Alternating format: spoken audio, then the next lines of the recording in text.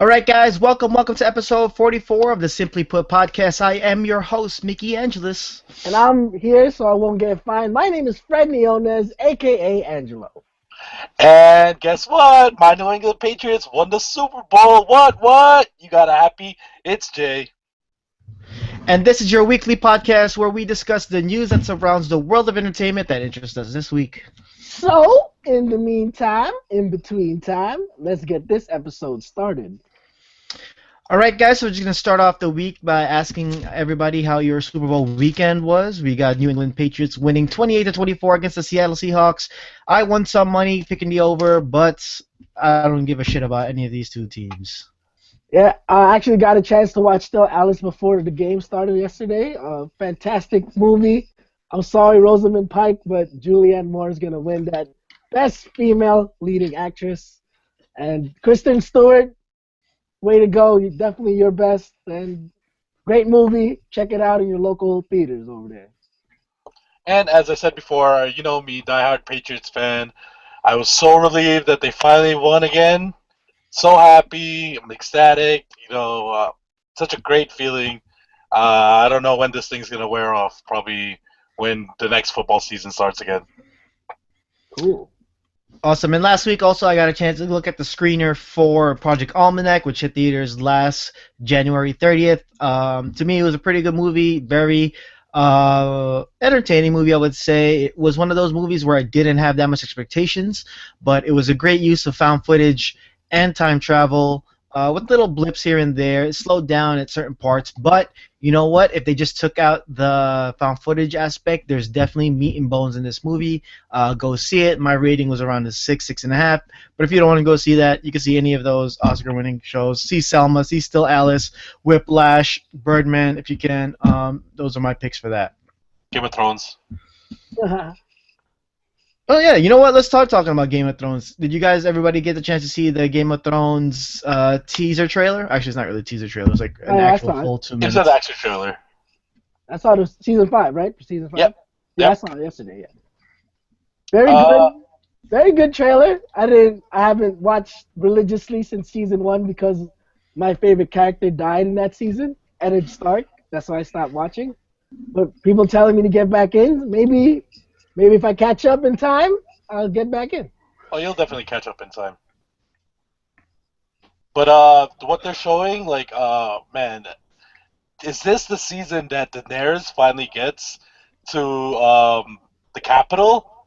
I don't know. Maybe. We'll see. Yeah, Angela, you could probably catch up. It's only 10 episodes a season. It's up to season 5, 40 episodes. Dude, you can nail that out pretty quick. I'm pretty excited with it. There's a lot of things in that trailer that was pretty much eye-catching between the Dorne. We're gonna have scenes at Dorne. We pretty much knew where Arya was gonna go. She's going into the room of the black and white. We're gonna to see fighting pits. Jon Snow maybe finally fulfilling his birthright, which is a rumor, but it might come to fruition. And we get a glimpse of some flashbacks. We get probably a glimpse of Cersei when she was actually getting her her palm read or future told. So that's pretty cool in that. And I'm very excited. I'm always excited for Game of Thrones, but I'm very excited after watching that trailer. Question: who do you think the voice was in the beginning? I thought it was Brienne, but I don't know. You know, I have no idea. I really didn't even look at it that way. Really. I was looking more towards the images really than the narration. How about you, Jay? Any guesses? Oh, I'm not even sure. I thought it was the two guys talking, Tyrion and Lord Varys. Yeah, I thought it was them the whole time. That was a little cool exchange at the end of that trailer where he goes like, "Who said it was a he?" And then who says it has to be a man? So that partnership with the mastermind of Tyrion and what's her name? Daenerys' ruthlessness. It's a deadly combination there, potentially. Yeah, we'll see. We'll see. And also, speaking of trailers, the Super Bowl trailers came out. Most of the commercials were pretty whack, in my opinion. But we got to see Jurassic World, Furious 7, Tomorrowland, Kingsman, We got to see Pitch Perfect 2. We also got to see Seventh Son. And we also got a nice TV trailer with Heroes Reborn. My big favorite, I think, has to be Jurassic World. We get to see a little bit more of Chris Pratt and his raptor, Taming. whatever it is that he's doing with those raptors. Supposedly, we got a glimpse of, not a full-on frontal glimpse of the new monster that they created with the Jessica Chastain lookalike, but That's Bryce Dallas Howard. so it's gonna be very entertaining, I would say, and also another favorite would be Tomorrowland. It's great to see a movie like this where it's based on a ride and then it's gonna take us into this different adventure. It looks like a very classic Disney, and you got George Clooney leading the helm. Pretty excited for those two films. So Jurassic World, Tomorrowland were my favorites. I'm going with Furious 7 because of the ridiculous action we're about to see. When he takes, what is that, a Lamborghini, to one building to another, and then it goes out the other building. Fucking ridiculous, man. The Ted 2 trailer is very funny, especially with the Tom Brady thing. But I actually found out that whole scene's not going to be in the movie, so That sucks. that sucks. But yeah, though, definitely. And the Heroes trailer, very good. You got to see HRG and that person manipulating the lights, the Aurora Borealis. I can't wait for that one. You guys covered all of my favorite movie trailers, so I'm just gonna talk about like the online game trailers. Those are pretty good. You have Kate Upton riding a horse again. She's in a bath for Game of War, and then you got Liam Neeson playing himself or the Taken character or himself for the Clash of Clans, which is very very popular right now. So that's a win for gaming community. You know what commercial I didn't like? The Budweiser one with the dog and the horses. That was And the wolf. and the wolf. That shit was so stupid. But if I had to pick a favorite commercial, it would be the Like a Girl commercial showing female empowerment. That was very good. Mm-hmm.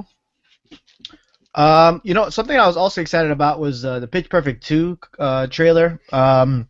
We got to see a lot more of the songs they might be playing and the tone and setting with Anna Kendrick and Rebel Wilson against basically the world. We got some what is that called? Underground battles.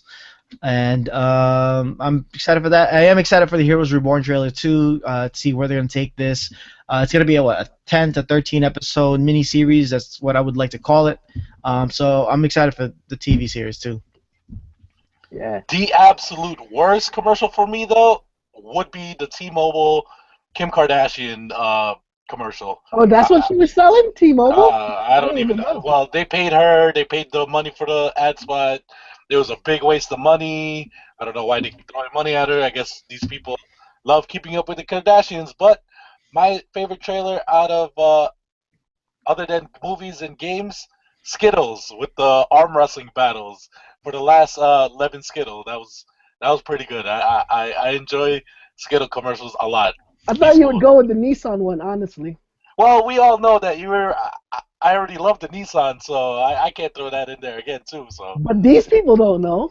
Oh well, yeah, I love the Nissan commercials, especially with seeing the GTR, the GT concept race car, and then the 2016 Nissan Maxima that they're gonna unveil. Well, they did unveil on the Super Bowl.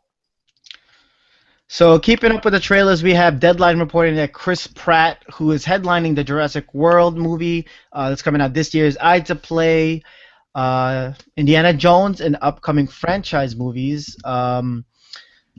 I don't know, guys. What do you guys think? Should we even have Indiana Jones movie, or you guys think that is Chris Pratt the one that is going to be the one to helm this movie?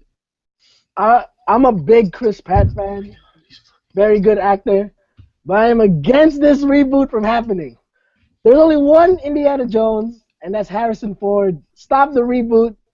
Just don't do it. Make it like a sequel that's set in the modern day where Chris Pratt is, maybe the great-grandson of him, of Indy somehow. But I'm against this reboot right now.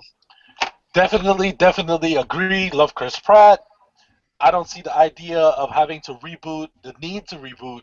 Like, just have them introduce another Relic Hunter or that the Harrison Ford Indiana Jones gives the legacy off to. That'd be much better, you know. Um, I guess we're all in agreement. I'm not really a fan of them doing another Indiana Jones. Chris Pratt to me is a great actor. He's really broken down from his Park and Rex role, especially with last year's Guardians of the Galaxy. But if you're gonna go something Indiana Jones wise, why don't we go Chris Pratt, put him in the movie with from the game Uncharted. I think it delves in with the same kind of aspects of Indiana Jones. He's a little bit more witty, a little bit more snarky. But if we were gonna do Indiana Jones, I would say I'd rather have Bradley Cooper play Indiana Jones. Chris Pratt already did a great Han Solo impression in Guardians of the Galaxy. But as far as the look and feel, I think Bradley Cooper with his stature looks a little bit better at the Indiana Jones role.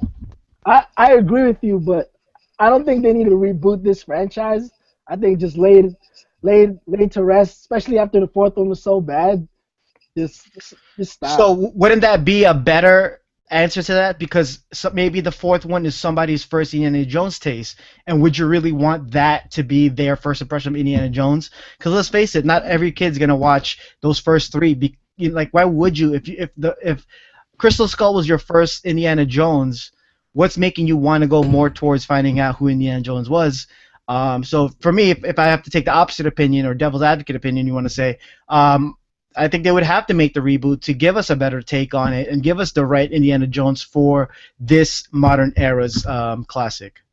I get what you're saying. I understand, but I think they should just go the Uncharted route, like you said earlier. And maybe if I had to pick, I think Bradley Cooper is maybe the looks wise, he'll capture that character a little better than Chris Pratt. Well, to me, I don't see the need to reboot. Like, even if it was bad, just like that's the end of the story. Because why do you still need Indiana Jones? In Crystal Skull, they already ended the story. He was done. He got back with the girl. He found out his son, and he was done exploring. They found everything they needed to know. They figured out there was aliens. So just they could go into a different direction and just tell the story differently without having to reboot it. But that's exactly what a reboot is. I'm saying if they do a reboot with Indiana Jones, they could do different stories while staying maintaining within that realm of Indiana Jones. And since we got the end, maybe we could get different. Temple of Doom, the Holy Grail. Maybe they could find something else. Explain the pyramids or whatever. I'm not saying. Listen, I'm against the reboots, but I'm saying if you're gonna do it that way, I say we give it to Bradley Cooper and give him a different mission. If not, change it completely and do it Uncharted, because that's pretty much a similar modern take on Indiana Jones. All right, I got you. And next in the news, we got an all-female-led cast for Ghostbusters. We have Kristen Wiig, Melissa McCarthy, Leslie Jones, and Kate McKinnon joining Paul Feig in the new estrogen-filled Ghostbusters reboot. Absolutely love this cast. Kristen Wiig and Melissa McCarthy reuniting with Peter Feig since Bridesmaids. Can't wait to see that humor back. I know Leslie Jones from Top 5, and she was hilarious from that. So I really can't wait to see that sense of humor and have that back and forth with Wiig and McCarthy. And as for Kate McKinnon, I haven't watched SNL recently, but I hear she's hilarious. So she's like one of the funniest on the SNL cast right now. So I really can't wait for this. I want a trailer right now. Oh yeah, I definitely agree with Fred. I love the cast. I'm just not very familiar with Leslie Jones, but I wish they picked one more girl for like an eye candy role type. I guess for me personally, like where were we talking about, like a Jennifer Lawrence or who's the other one that was talking about Ghostbusters female cast? Only the ones I heard was Jennifer Lawrence and Emma Stone. Wilson. Oh, Emma Stone. Oh yeah. Like if one of them joined, it would be perfect cast for me. I'm very excited for an all-female cast. I think for me the shining light is going to be Leslie Jones, and I'm excited for her to appear in this movie and do a 10 times better job than Ernie Hudson's character did. I think Kristen Wiig is pretty solid. The two wild cards for me is Kate McKinnon and Melissa McCarthy. Being that Melissa McCarthy is actually the one that's heading up this movie, I'm kind of worrisome with her humor because right now it's been pretty much the same shtick. She plays this, you know, an overweight, self-indulgent, very clumsy character. She's seen in The Heat, Identity Thief, and I want her to give a better interpretation of her comedy because I think she could do a lot better. She's starting to be like what's his name from King of Queens, Kevin James. Yes. He's starting to become like Kevin James to me, doing the same shtick in every single movie. She's not playing a character. She's playing Melissa McCarthy. And I think that with Leslie Jones as a casting, I hate that there has to be the whole, white, black kind of, maybe we could throw an Asian American in there, an Indian person, a Native American. But, all right, this is the cast we got. And I think we got a pretty good cast for the beginnings of a Ghostbusters. But I think they're going to, for the eye candy, sorry, Jay, they're probably going to do a guy, maybe a John Hamm. With already, maybe a John Hamm character playing the Rick Moranis person, and because in real life Rick Moranis is a little bitch. Sorry, I had a bad, listen, that's just my experience with him. But I think this cast is going to be a funny cast, and I'm very excited, especially for Leslie Jones to actually interact with people. Because in Top 5, in that scene where she was at, as well as why am I blanking out of his name? With Chris Rock and whatever, I forgot his name. I'm so sorry, and he's a big guy. She was great in it, but to me it was like a bunch of stand up in this very playful, give and take kind of role in Top 5. So I really wanted her to show her movie stature. She could actually be the next. In my opinion, at least, Eddie Murphy, the female Eddie Murphy, since Eddie Murphy was actually offered this role originally instead of Ernie Hudson for Ghostbusters. So I'm excited for that. I'm definitely excited for Leslie Jones. Kate McKinnon, I don't have that much knowledge to her, but I do hear a lot of good things about her in SNL. So good, so good. And Kristen Wiig, she's pretty solid. If she does her thing, she'll be fine. I totally agree. Now, hey, what? With the eye candy thing, why can't it be an Asian American guy? Hey, let's throw that in there, right? Yeah, but I'm busy. busy. The eye candy for the movie. Well, they're shooting in the summer, and I'm gonna be a little busy, so I can't really do, two things at once. Yeah, I wish I can, but I can't. I'm gonna probably be in Mexico, but we'll see about that. As long as if they pick the Freddie, Asian American. If they pick an Asian American, I hope it's not like, the stereotypical, ching chong walla walla bing bong kind of Asian. There's more Asians than Chinese, and not everybody goes ching chong ching. Yeah. But, I don't know, was that racist? That wasn't racist. Manny Pacquiao for eye candy in Ghostbusters. I would love to see a cameo. That would be a good cameo. Is this the Ghostbusters? I hope he sings the song. Oh yeah, that'd be it. Did you guys see after the Super Bowl the Jimmy Fallon lip sync off with Will Ferrell, Kevin Hart, and Jimmy Fallon? Nah. Oh man, watch it on YouTube. So good. 13 minutes of heaven. I'm starting to lose my love for Will Ferrell right now, man. Really? His last couple of movies have really not connected with me. His last great one was probably Step Brothers. So he's got a lot of making up in my book. Well, we'll see. And Kevin Hart, he's starting to be that. He's starting to be that like Adam Sandler. He's starting to fall into the Adam Sandler role where he's really trying to make these movies, but not too much thought into it. Like I'm really worried about this Kevin Hart movie with him. So we'll see what's up with that. But I don't know, man. Will Ferrell's kind of losing me right now. All right, I get you guys. It's still 13 minutes of heaven. Next up, we're going to do a great review of the Fantastic Four trailer. The Fantastic Four does star Miles Teller, Kate Mara, Michael B. Jordan, and Jamie Bell as a first family, with Toby Kebbell being their nemesis. To me, it was okay for me. The trailer was pretty much a paint-by-numbers beats of the generic sci-fi trailer would have. Wasn't really impressed. The tone felt dull, in my opinion. And I get that it's a complete deviation from the traditional first family. But, even if it was the first trailer, to me, I wasn't feeling it. It wasn't as, amped up as I was when I first saw the teaser trailer for, like, Age of Ultron. But it got me amped up to the point where it was like Age of Extinction Transformers. So Hopefully, it's not that. To me, Uh, I thought it was a very good trailer. It raised my interest for the movie. I didn't really care if it came out. I probably just watch it when it did, but it definitely got me interested. I want to watch it now. To my knowledge, the first family was more like explorers and superheroes second. So I think that's what they were going for in the trailer, in my opinion.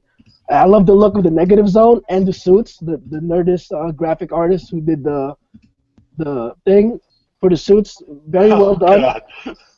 And I love that monologue we hear throughout the trailer, who I assume is Dr. Storm, played by Reg E.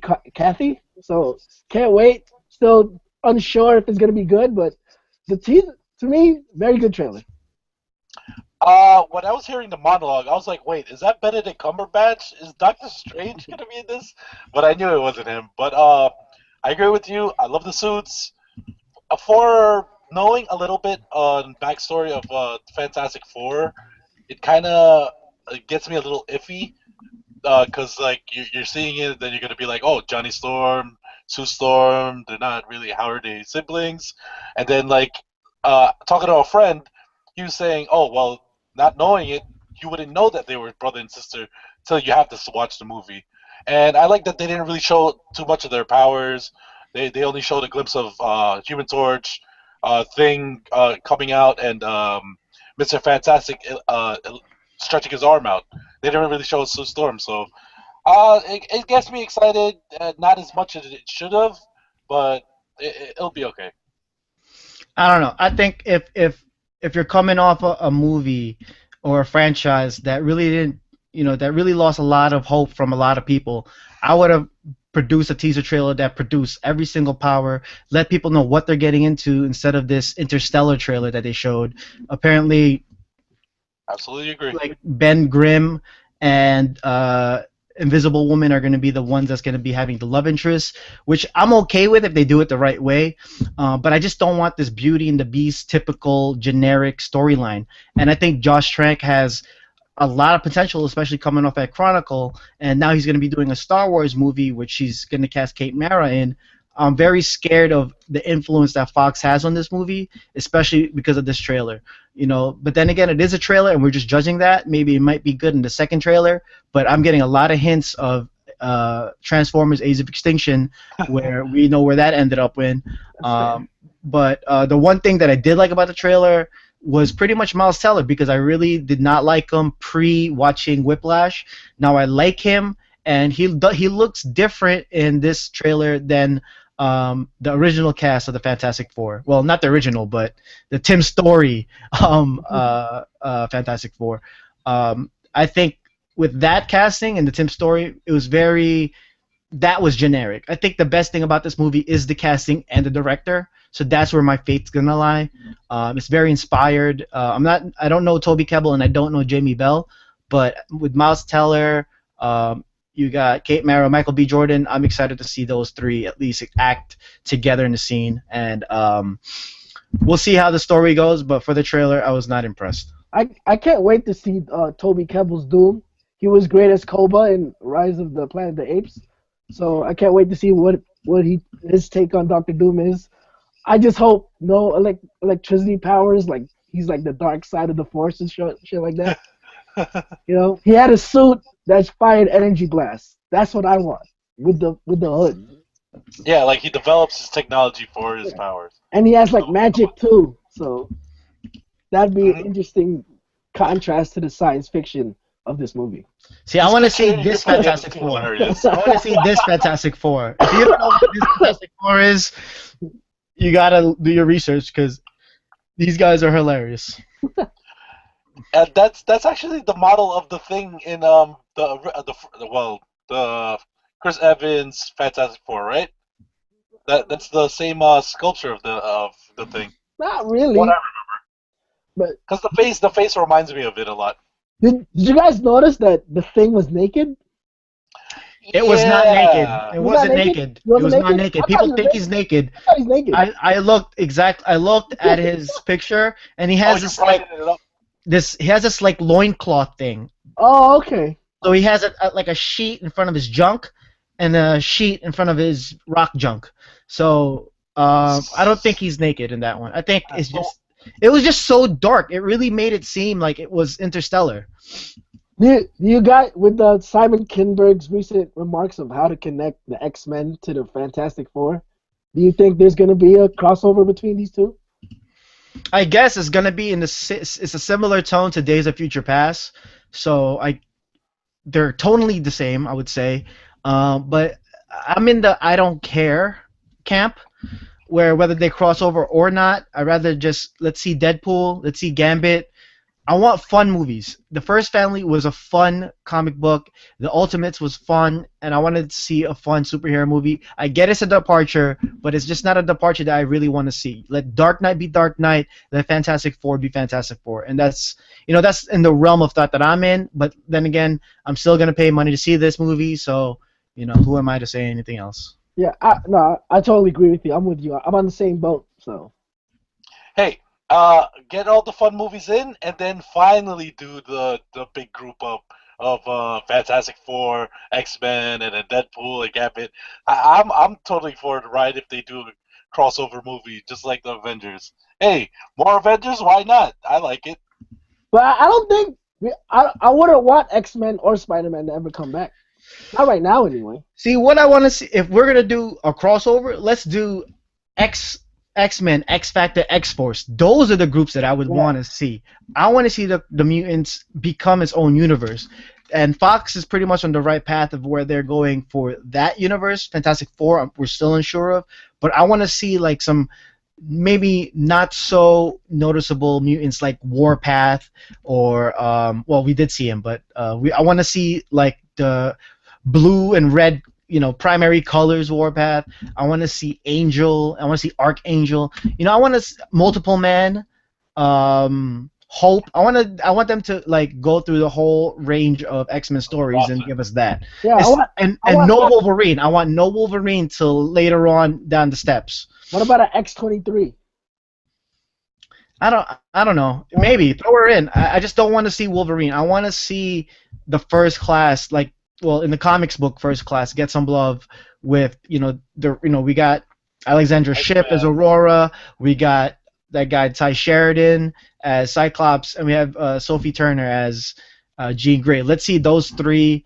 But then again, when we were talking about it last time, we don't know if they could really hold up a movie. But that's the vein that I want to see. I want to see more mutants, since we're not going to be getting that from Marvel. Yeah, yep. I agree. Agreed. And the question of the day is, this is a new segment in the show, is what is our guilty pleasure movie? I guess I'll start it off. I think my guilty pleasure makes it seem that it has to be a bad good movie or a good bad movie. But my guilty pleasure that I could watch at any time, that's what I'm going to take as, will have to be Anchorman. It is a good movie, but it's my guilty pleasure. It's a movie that I could always put on and watch it. It's highly quotable, and I get always excited when I see it on cable. I always watch it regardless of where it's at. Even if it's 30 minutes from the end, I'm still going to watch that movie. I'm going to go with the definition where it's so bad it's good, and I'm going with Hot Rod. That movie was so bad. It was so hilariously bad that it's good. Yeah, agreed. I'm gonna go with my Goon with Sean William Scott. Since it's winter and ice is out, I could even watch it in the summer, spring, whenever. I just love that movie. It's about the hockey, Goon players. I could watch the last fight. I could watch the first fight, even in the bar. So whenever the movie's on, I'll put it on. Cool. All right, guys. So it's going to be that time of the podcast where we discuss the weekend box office contenders and champion with Jay Ramos. Hey, y'all. It's that time of the podcast where I, Jay, announce the weekend box office contenders and champion. Starting out the list, number 5 was number 2 last week, The Boy Next Door, bringing in $6 million, taking a big dip of 59%. Its total gross now is at $24 million. That's $20 million more than its budget. And new at number 4 is Black or White, bringing in $6.4 million. And number 3, we spoke about it earlier, new also, Project Almanac, bringing $8.5 million. Number 2 was Paddington, was at number 3 last week, bringing in $8.5 million also. For 3 weeks, its total gross now is at $50 million. And number 1 was number 1 last week. It's number 1 again, American Sniper, with $31 million. That is crazy numbers for a movie that was on for 6 weeks already. And you ask what that total gross is now? It's at $248 million. Good job. All right, That's guys. our weekend box office contenders and champion. I'm Jay. See y'all in the theaters. All right, guys. If you didn't catch any of those flicks, why don't you go take a peek at this week's coming attractions with Fred Niones. Welcome. This is Coming Attractions, and I am your synopsis guy, Fred Niones. For this week in film, we have a fantasy adventure, a Nickelodeon feature, and the latest project from the Wachowskis. Here we go. Up first is Seventh Son. Based on the novel The Spook's Apprentice by Joseph Delaney, the seventh son of a seventh son is the last member of a mystical order that is the only hope from dark magic threatening to take over humanity. Seventh Son is directed by Sergei Budrov, starring Ben Barnes, Jeff Bridges, and Julianne Moore. Next is the SpongeBob movie, Sponge Out of Water. When an evil pirate steals the Krabby Patty secret formula, Bikini Bottom is thrown into chaos. It's up to SpongeBob and his friends to save the day. The SpongeBob movie, Sponge Out of Water, is directed by Paul Tibbitt, starring the voices of Tom Kenny, Bill Fagerbach, and Clancy Brown. And my pick of the week, and Mr. Patriot himself, Jay's pick for February, Jupiter Ascending. Unknown to Earth's residents, the origin of life on their planet is the cause of alien royalty. When a young woman discovers her genetic signature marks her as alien royalty and the heir to Earth, it's up to her and a genetically altered military soldier to save the planet. And that's a wrap for Oh, I'm sorry. Let me start that over. My bad.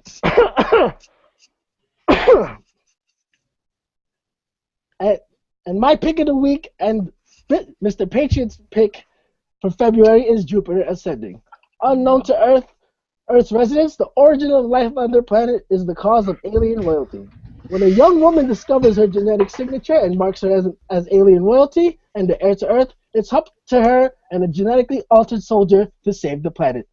Jupiter Ascending is directed by the Wachowskis, starring Mila Kunis, Channing Tatum, and Eddie Redmayne. And that's a wrap for Coming Attractions. All right, guys. So that's gonna kill the clock on what we have to say today. If you'd like to submit some topics, send them our way to simplyputtalk@gmail.com. And for more news and updates, be sure to check us out on our website at www.simplyputtalk.com and stay connected to us via social media on Facebook, Twitter, on Instagram at simplyputtalk. And don't forget to subscribe, like, and comment on our YouTube, SoundCloud, and iTunes page under the Simply Put Podcast. I am still your host, Micki Angeles, and you can find me on Twitter and on Instagram at McCertified. And I am Fred Niones. You can find me on Twitter and Instagram at @_Fred_N.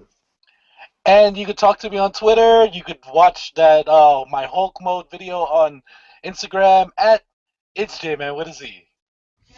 And like I said, guys, we truly appreciate your support, and please like, subscribe, rate, comment, all that stuff down below with your thoughts and questions because, guys, we care. Till next time. Bye.